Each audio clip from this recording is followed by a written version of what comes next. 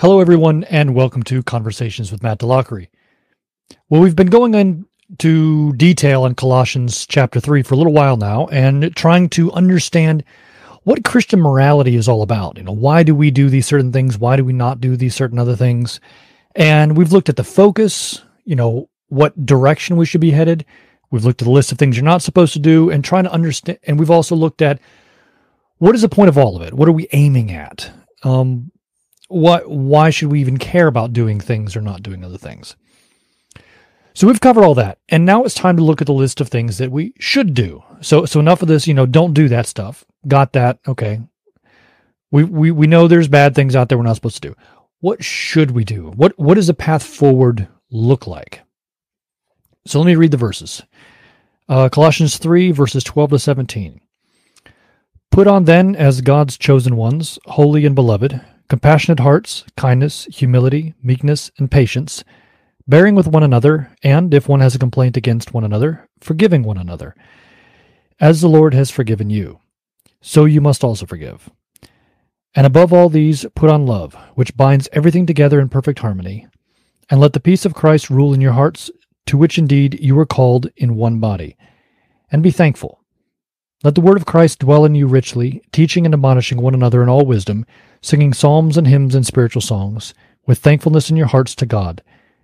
And whatever you do, in word or deed, do everything in the name of the Lord Jesus, giving thanks to God the Father through him.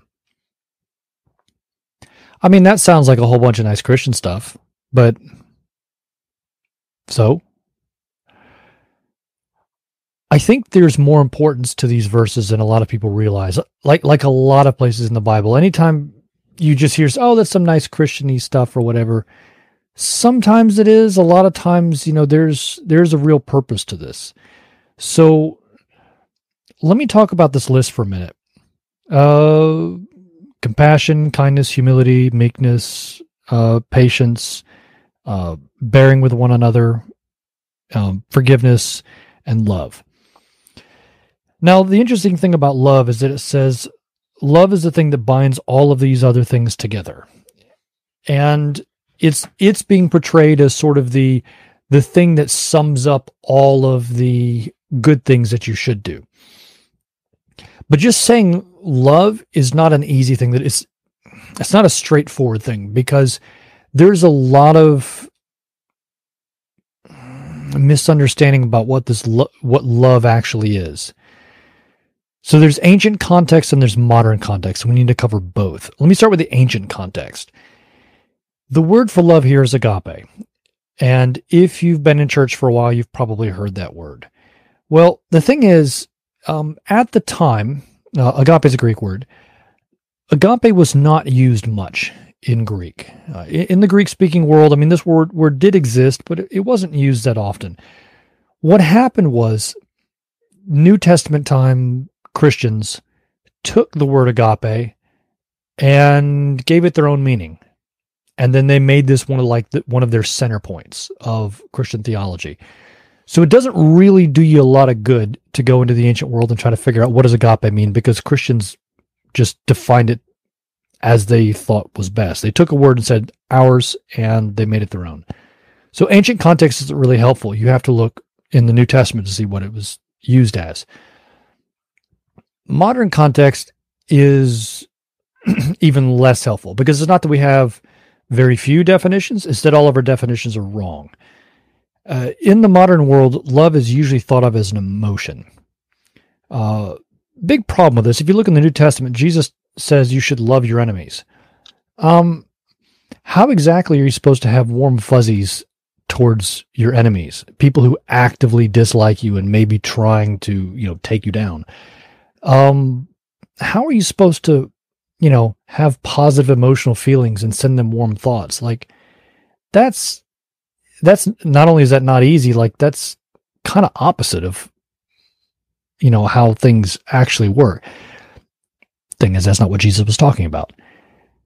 Another thing is, we use love for everything. We love hamburgers. We love, friends. If you listen to pop songs, love gets used a lot. And basically, if you take the word sex and you replace the word love in most pop songs, it's going to make better sense if you replace love with sex. We've got funny ideas on what love means. Whether they're right or wrong is one thing, but they don't mean what the New Testament means. So the New Testament authors took a word and gave it their own meaning, and in the modern world, we use the word love in a whole bunch of different ways, and it's rarely what the New Testament means. So what does love mean? Well, if you spend some time looking through the New Testament, and it's a longer discussion than we're going to get into today, so I'm just going to give you the answer. If you spend some time looking through the New Testament, essentially what love or agape means is to act selflessly on someone else's behalf. And this is how you love your enemies. It's not that you like them. You're not going to like them. They're your enemies, right? I mean, you don't like your enemies. But you act selflessly. You treat them as you would want them to be treated because you recognize that there's a higher purpose going on here. It's not about beating them.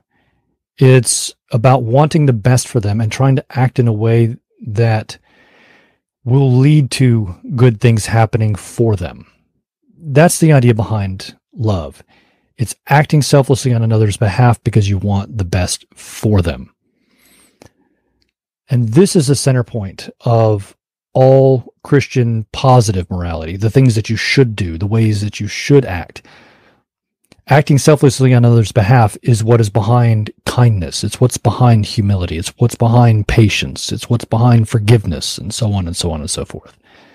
And so what you see here in the list of things that you're not supposed to do, we talked about 2 episodes ago, and the list of things you are supposed to do is a contrast between selfishness, between acting in your own best interest, which we define further as idolatry.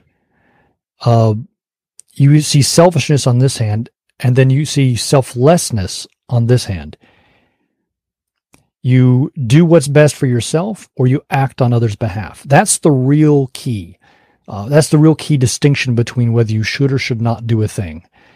And when we back this up into something that's a little more theological, a little more abstract, it's about the order of importance. It's about a hierarchy in the way you should value people and who you should think about doing things first for. God comes first because that's where he belongs. Then in Christianity, others come second.